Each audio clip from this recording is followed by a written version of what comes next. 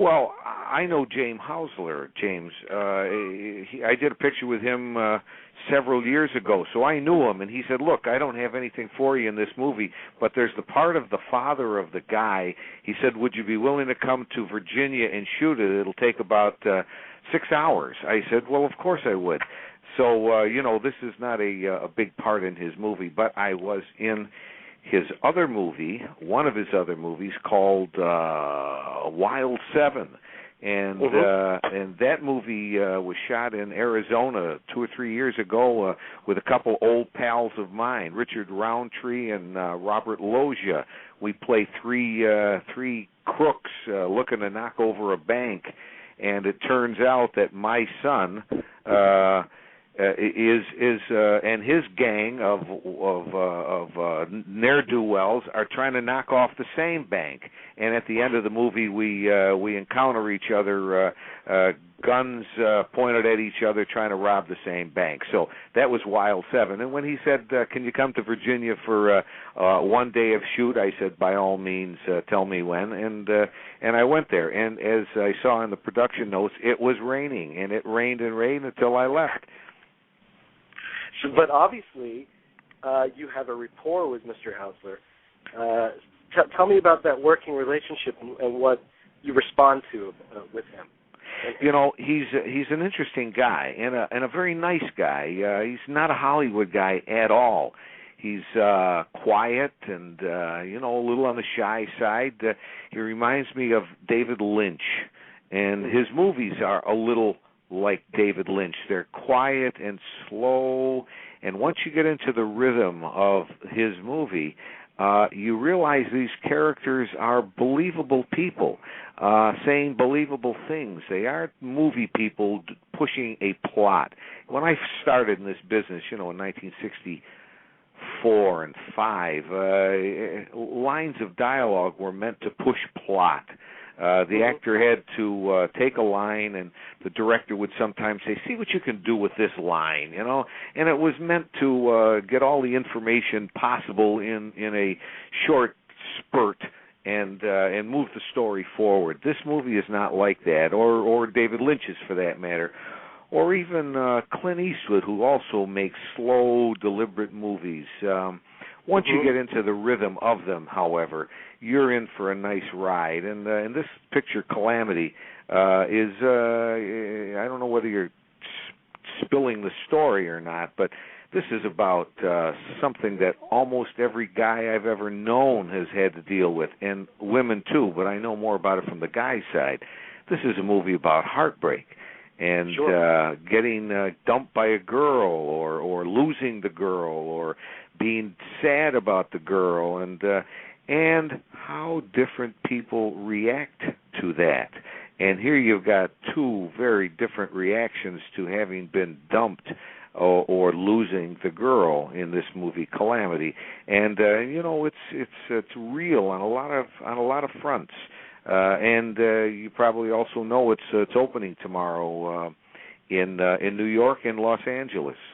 Absolutely, yeah. And you mentioned it's a movie about broken relationships and the heartbreak that can cause, mainly from the male perspective. And we've seen a lot of films on that subject matter, but nothing like this, nothing quite told in this way. So he seems to be a very outside of the box filmmaker. He certainly is, and when you look at, as I said, for instance, David Lynch, you look at his early movies, or even any of them, they take their time and tell you a story and give you an opportunity to warm into it and understand it. And at the end of this movie, I was very glad that James, in the voiceover, there's a tiny voiceover that starts at the beginning and touches us at the end, and he reminds us that the ways in which we deal with pain defines us as a human being. And these two guys, each in his own way, respond to the pain of the loss in quite different ways, as you know. You've seen the picture. Yeah, absolutely. It's a great film. You were talking about the dialogue, and the dialogue not necessarily being crafted to just propel plot points. Yeah. as in Lynch's work, does that allow you a certain freedom as an actor? Now, I worked with David Lynch in Mulholland Drive, and I must admit that when I read the script, now, when I read it and shot it, it was a pilot for one of his interesting, odd television shows. You remember the other one, Twin Peaks? Twin Peaks, yes, sir. Well, what do I want to say about Twin Peaks? You didn't know where it was going, and neither did we when I read the script of Mulholland Drive. So it was a pilot for a television show. Later, of course, when it didn't succeed as a television show, when it didn't get picked up, they shot some additional material and made it into a standalone movie. But when I shot it, I didn't understand it, nor did I understand where it was going. All I knew was that I was a detective in a situation, and I only shot I don't know, a couple of days, couple of half days, couple of half nights. And on my first shooting night, we were on a road, maybe in Griffith Park, above Los Angeles, with all of the beautiful lights of Los Angeles spread out before us. And I walked from the scene of an accident over to the edge of the other side of the road, and I look over Los Angeles, and I say some lines, and I can't remember who I'm talking to at this moment, but I did the scene. And, you know, I have a feeling for the rhythm of a believable line of dialogue, and I did my line. And David said after the shot, he says, do it slower. And I thought, okay, I can do it slower, and I did it slower. And on the following take, he said, do it slower still. Now I'm beginning to think, what is this guy asking me to do? Because it's not sounding real anymore. It's sounding something else. I finally did the line slower than I can imagine, or than I would ever imagine saying a line without saying to a director, hey, guess what? This doesn't sound real to me. I can't do it like that. But this is David Lynch. And I said, okay, Bob, give him the line the way he wants it. Eventually, I realized that this scene was not a real scene, but was in a dream. Yeah. Something I didn't know on the set. And going with the director, this is a good director, you know, that's when I said to myself, hey, Bob, don't second-guess the director. This guy knows what he's doing. And finally, when I realized that I was in a dream sequence, then the slowness of the line made sense. But he didn't expose that to me until after the movie was released as a standalone movie. So did you actually shoot more than that initial scene that ended up in the movie? Did you shoot more for the pilot? Yeah, yes, and I can't remember what all stayed in the movie, but you know, if it had gone into series, he said that he, you know, find out when I wasn't working on something else, because at that time I was working a lot. This was right after Jackie Brown, and I had a lot of stuff going on. You know, things cool off after a while, but at that point he said, and you'll come in and we'll shoot little scenes, and that'll be my part of the television show. So I was delighted, and this is a guy that I liked long before and was dying to work with. And so anyway, he was extremely nice to me, David Lynch, and working with him, reminds me a little bit of working with James Houseler. They're both deliberate, they're both quiet, they're both reserved, and they ask you to do something, and you think, this guy knows what he wants. Let's give it to him. But I had very little to do in Calamity. Had a lot more to do in Wild 7. Mm-hmm. Now, we're talking about writing and different styles of writing, and obviously you mentioned Jackie Brown, which is the biggie from this act of your career. It's my biggie, I'll tell you. Yeah, and that Tarantino's dialogue seems, I mean, it obviously is its own music. It has a rhythm all of its own. So that must be a kind of a different monster altogether to tackle. I mean, that has to pretty much be exact as written. He hears it. He hears it in his mind, and there was very little room for improvisation in that movie. But that didn't mean that I was constrained in any way, because he wrote this thing so well that. And the way I work on dialogue, I take the script and I read the lines and I try to understand the scene. I try to understand what place the scene has in the movie. You know, there's some detective work, but eventually you put the script down and you try to say the line the way you think you remember the line in the script, and then you go back to the script and see how close you got to the way the guy wrote it. Well, this guy writes material so well that the way you'd phrase something is the way it's written. This guy is so good. We're talking about Tarantino. So whereas there were no real opportunities for improvisation, I needed none, because this guy's dialogue is so good. The only moment in the movie that I can remember, maybe there were others, but the only moment that I can remember in the movie was the very last scene when Pam Grier comes to my office and we kiss. And she is about to leave, and she wants me to go to Spain with her, and I'm sort of trying to make up my mind whether I dare leave my office and run away with this woman. And the phone rings. Now, there was not, it seems to me that wasn't in the movie. It wasn't in the script. But while we're shooting that, Quentin says to me, "There'll be a moment in your office when the phone will ring. Pick it up." And there was a moment when the phone rang.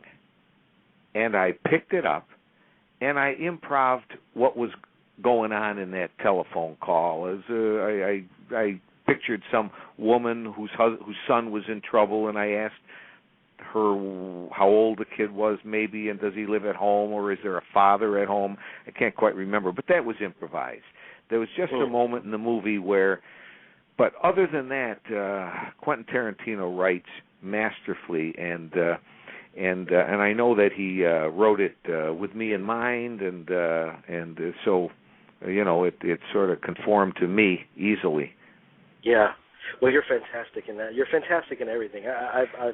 I've loved watching you over the years. Your work means a lot to me as obviously a movie geek that I am. Before I let you go, it's great to be overrated, Jamie. No, you're not overrated. I just have one more question for you. You've been doing this for a long time, and I'm wondering if acting means something different for you now than it did when you were starting. Well, when I was starting, I had no idea that there were a zillion of us and a very small number of jobs. I went to New York City in 1964 thinking, how hard could it be? Kids can do it. And so I went to New York without knowing the amount of competition there was. Ignorance was my friend. Now I seem to know how much competition there is, and so that element is different from when I first started. The other thing, I guess, is that it's become a job. I understand the needs of production. I try very hard to accede to the needs of production. They've got to get a certain amount of work done every single day. They have a finite number of shots that got to get done, and I, by the amount of experience that I've had, know how to help them get it. In the beginning, it was a lot less understandable to me, but people helped me. I had a great director in the first guy, John Huston, and from there, it was a learning experience, and it continues to be. Every single shot is an opportunity to deliver the best you got at that moment, and so it continues to be what it was at the very beginning, an opportunity to do your very best. You mentioned John Huston and David Lynch and Mr. Haussler and Tarantino, and you worked with the greats. And I'm curious, is there a single most valuable lesson you've learned from any of these giant directors?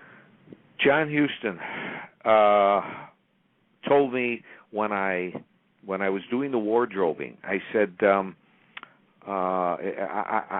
I was doing the wardrobing, he said to me, I told him I had never done a movie. This is prior to doing any picture. And it was on the phone. It wasn't wardrobing. When I was on the phone with him after he gave me the job and the agents arranged a telephone call, and I said, now, I appreciate the fact that you hired me. I said, but do you remember I told you I never did a movie? He says, I remember. I said, well, and reading my mind at the other end of the telephone, he says, I'll give you some instruction. And so for months I expected this guy to give me some instruction. And it wasn't until the day we started the movie, after telling me, yes, wait, I'll give it to you, but eventually on the first day of production, I got out of the car, they drove me to the set, and as I get out of the car, John Huston says, now's the time, Bobby. I said, shoot, I'm all ears. He says, go take a look through the lens. And I walked over to the camera. The cameraman stepped aside. I looked through the lens at the scene that we were about to shoot, and I turned back to Huston, and he had his hands formed the way, a guy shows you how with the frame lines, sort of a box with his fingers.